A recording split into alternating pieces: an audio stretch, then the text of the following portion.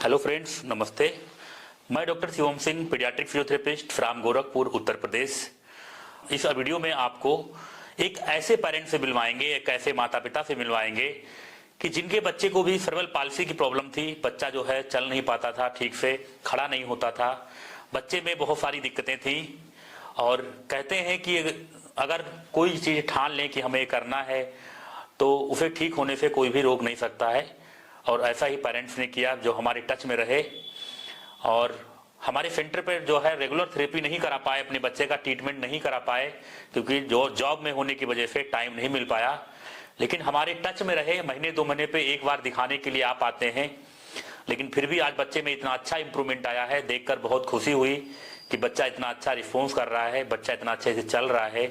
चलिए उनके बच्चे की जो भी स्टोरी है उन्हीं पेरेंट्स के माध्यम से आपको सुनवाते हैं ताकि आप लोगों को भी एक सही जानकारी मिले कि बच्चे में इस तरह की समस्या होने पर आपको कहाँ जाना चाहिए। यही हमारा मोटिव है, यही हमारा उद्देश्य है चैनल का, ताकि लोगों को सही जानकारी मिले और अपने बच्चे को जो है उन्हें सही इलाज मिल पाए। चलिए सर, आप अपना परिचय दीजिए पहले। सर नमस्ते, मैं आपका अभिवादन करता हूं सबसे पहले। और मेरा परिचय यह है कि मैं बेसिक शिक्षा में अध्यापक हूं। ये मेरा लड़का है, इसको चलने की समस्या थी। वैसे मैं सिद्धार्थ नगर जनपद से हूं और वहीं पर मैं जॉब भी करता हूं। जी सर, ये बताइए जब आपका बच्चे का जन्म हुआ तो उस समय बच्चे को क्या समस्या हुई? जी सर, ये सीजर से पैदा हुआ, नॉर्मल डिलीवरी इसकी नहीं हुई। और पैदा होने के बाद ये रोया थोड़ी देर से। जी। तो उस समय महिलाओं को तो अक्सर इस सब चीजों की जानकारी होती है, लेकिन सीजर से हुआ तो इसकी माँ नहीं उस स्थिति में थी कि कुछ बता सके और हम लोग उतना नहीं केयर कर पाए। तो हमें लगता है कि उसी वजह से इसको चलने फिरने में और कुछ मानसिक टाइप में या ध्यान एकाग्र करने में इस टाइप की समस्याएं आई। जी सर, का जो बच्चा पैदा हुआ तो वो देर से रोया। देर से रोने का मतलब होता है कि बच्चे के ब्रेन में ऑक्सीजन जो है थोड़ा देर से पहुंची, जिसकी वजह से ये समस्या हो गई। सर आप ये बताइए, आपको कब पता लगा कि हमारा बच्चा नॉर्मल नहीं है, इसको चलने फिरने की दिक्कतें हैं? आपने कब जाना और किस डॉक्टर को दिखाया? अब सर ये हुआ कि ये अपने साथ के जो इसके हमजोली बच्चे थे, उनकी इसकी उम्र के बच्चे थे, जब उनकी एक्टिविटीज को मैंने देखा तो पाया कि ये काफी पीछे है उनसे। जैसे घुटने के बल बच्चे जब चलना प्रारंभ करते हैं तो उस समय ये नहीं चल पाता था, ये बिल्कुल बैठा रहता था। या कहीं कोई चीज जैसे चिड़िया जा रही है या ऊपर चंदा मामा जा रहे हैं, जैसे बच्चों को प्राय गार्जियन जो है वो करते हैं, तो बाकी बच्चे तो उधर कर देते थे ध्यान, लेकिन ये कहीं तरफ देखता रहता था। तब हमें ये महसूस हुआ कि कहीं ये पीछे है, कहीं इसके अंदर कोई कमी है। तब मैंने इधर उधर भटकना और इलाज कराना शुरू किया। बाद में सर यहाँ के बारे में पता चला तो अभी हम बताएंगे उसके विषय में। जी सर ने जैसा कि बताया, उनका बच्चा जब इसे 7-8 महीने बच्चे मकैया बन के चलते हैं, घोड़ा बन के चलने लगते हैं और बच्चे का ध्यान जो है एकाग्र नहीं था, जैसे कहीं कुछ देखते तो इधर उधर देखता, तो बच्चों में कंसंट्रेशन की समस्या इनको दिखी। तो सर ने फिर जो है बहुत सारे डॉक्टरों को दिखाया, उनको कहीं से जो है अपना फायदा नहीं मिला बच्चे में। और अब सर ये बताइए कि हमको जो है हमारे सेंटर के बारे में आपको कैसे जानकारी मिली, कैसे हमारे तक पहुंचे आप? जी सर, जब मैंने इलाज का सिलसिला शुरू किया तो अब सिद्धार्थ नगर बस्ती से लेकर मैं लखनऊ तक की यात्रा किया, लेकिन कहीं से भी मुझे थोड़ा बहुत हुआ, लेकिन यह है कि कहीं मुझे जो है वो ऐसा इलाज नहीं मिला कि ये पूरी तरह से मैं संतुष्ट हो जाऊं उससे। छोटे भाई साहब यहाँ आए हुए थे, यहाँ पे डॉक्टर रितु सहाय मैम हैं, उनकी क्लिनिक है, चाइल्ड स्पेशलिस्ट हैं वो, वहाँ के बारे में उनको जानकारी थी तो मैं वहाँ आया दिखाने। तो मैम ने बताया कि दवा से ज्यादा रोल फिजियोथेरेपी का इसमें है, नीचे सर हैं, आप उनको दिखाइए, उनसे मिलिए। और यूट्यूब के माध्यम से भी मैं देख चुका था इस चीज को, लेकिन यह है कि फिर मैंने उसको ऐसे ही वीडियो समझ करके उस पर ध्यान नहीं दिया। लेकिन जब रितु सहाय मैम ने भी इस चीज को बता दिया तो उसके बाद मैंने सीरियसली इसको लिया और मैं सर से मिला। फिर उसके बाद रिजल्ट सर अब जो है वो आपके सामने ही है। जी सर, जब आपने हमको दिखाया तो बच्चे को जो है हमने, तो बच्चे को उस समय क्या क्या समस्याएं थी और इसका क्या इलाज आपको बताया, इसके बारे में जानकारी थोड़ा पब्लिक को दीजिए।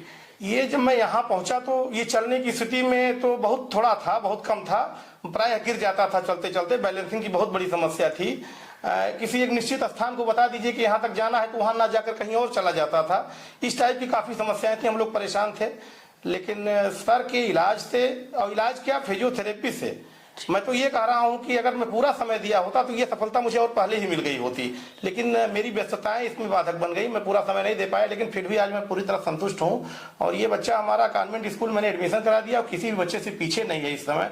बड़े हर्ष का है विषय ये मेरे लिए, जिसका बयान मैं नहीं कर सकता हूँ। जी, जैसा कि सर ने बताया, उनका बच्चा जब हमारे क्लिनिक पे आया था तो बच्चा चल नहीं पाता था, चलते चलते गिर जाना, बच्चे में पेल्विक वैलेंस जो है प्रॉब्लम थी, कंसंट्रेशन नहीं था, जैसे ध्यान एकाग्र नहीं था, मतलब एक जगह पे उसका कंसंट्रेशन नहीं बनता था, कुछ कहते थे तो कुछ करता था। तो इस तरह की प्रॉब्लम सेरेब्रल पाल्सी बच्चों में होती है। और सर के बच्चे को भी सेरेब्रल पाल्सी की समस्या थी, डेवलपमेंट जो है थोड़ा डिले था, चलना फिरना, खड़े होना, बैलेंसिंग की समस्या, चलते चलते गिर जाना, इस तरह की समस्याएं सर के बच्चे में थी। तो सर, जब एक जानकारी हम जो है दूसरे पेरेंट्स को आप जो है क्या वीडियो के माध्यम से अपना मैसेज देना चाहेंगे कि अगर किसी बच्चे को चलने फिरने, उठने बैठने, बोलने या सोचने समझने जो है बच्चे को हाइपर है या बच्चे की जो है हाथ पैर में कहीं कमजोरी है, तो आप उन माता पिता जो है उनको क्या मैसेज देना चाहेंगे अपनी तरफ से?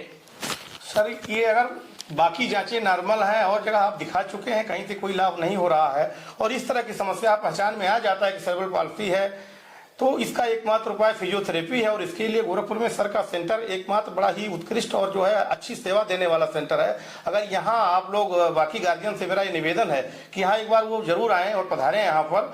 और जो सफलता मुझे मिली हुई है इसका अभी मैंने कहा बयान नहीं कर सकता। आप लोगों को भी मुझे ये पूरा विश्वास है कि आप लोग यही सफलता अर्जित करेंगे और निश्चित रूप से आप संतुष्ट होंगे पूरी तरीके से। मैं तो आज पूरी तरह संतुष्ट हूँ और मुझे बार बार इस चीज का है कि अगर मैं पूरा और समय दिया होता तो इस कार्य को मुझे जल्दी लाभ मिला होता। जी, जैसा कि सर ने बहुत अच्छा फीडबैक दिया है, बताया है कि उन्होंने जो है जॉब की वजह से उन्होंने जो है समय बच्चे पे पूरा नहीं दे पाए, कभी हमारे पास 2 महीने बाद आ जाते हैं, कभी 3 महीने बाद आ जाते हैं। लेकिन सबसे अच्छी बात है उन्होंने पीछा, मतलब हमारा पीछा छोड़ा नहीं, मतलब उन्होंने एक ठान लिया था कि बच्चे को ठीक करना ही करना है। तो कभी कभार तो हम इनका बच्चे का नाम भी भूल जाते थे कि कौन बच्चा है, इतने दिन के बाद आते थे। लेकिन आज उनके बच्चे में हमने रिजल्ट देखा तो हमें बहुत खुशी हुई अंदर से कि चलिए, जो पेरेंट्स यहाँ नहीं रुक पाते हैं, अगर वो हमारे टच में भी रहेंगे तो उनके बच्चों को भी ठीक किया जा सकता है। जो पेशेंट बाहर से हैं या जॉब करते हैं, जिनके पास समय नहीं है, मैं उनको भी बताता हूं कि आप एक बार आएं, बच्चे को दिखाएं, अपने लिए एक घर के लिए एक एक्सरसाइज का पूरा प्लान लें और उसको रेगुलर कराते रहेंगे, तब भी आपके बच्चे में काफी हद तक सुधार हो जाएगा। जैसा कि आज सर का उदाहरण हमारे सामने है, इनके बच्चे में पहले से बहुत ज्यादा फायदा हुआ है। आज बच्चा स्कूल भी जा रहा है, स्कूल में भी किसी से पीछे नहीं है। सबसे ये बहुत बड़ी बात है, ये बच्चे के लिए और पेरेंट्स के लिए एक बहुत बड़ा अचीवमेंट है। तो मैं सबसे यही निवेदन करता हूं कि किसी तरह के बच्चे, चाहे बच्चे को ऑटिज्म हो, चाहे सेरेब्रल पाल्सी की समस्या हो, चाहे बच्चा शारीरिक या मानसिक रूप से आपको लगता है कि आपका बच्चा नॉर्मल नहीं है, तो आपको एक बार हमारे सेंटर पर विजिट करना चाहिए। अपने बच्चे का जितना जल्दी हो सके स्टार्ट करिए इलाज। आपका भी बच्चा एक बार जरूर ठीक होगा एक दिन। आपको हार नहीं माननी है। जैसे कि आज सर ने इतना अच्छा फीडबैक दिया है, हम इसके लिए उनका धन्यवाद करते हैं। Thank you so much. और ये हमारे लिए बहुत खुशी की बात है कि हमारे क्लिनिक से एक बच्चा ठीक होकर जा रहा है। कुछ समस्याएं जो बची हुई हैं उसके लिए इलाज बच्चे का भी चल रहा है। वीडियो देखने के लिए आप सभी का बहुत बहुत धन्यवाद। Thank you so much.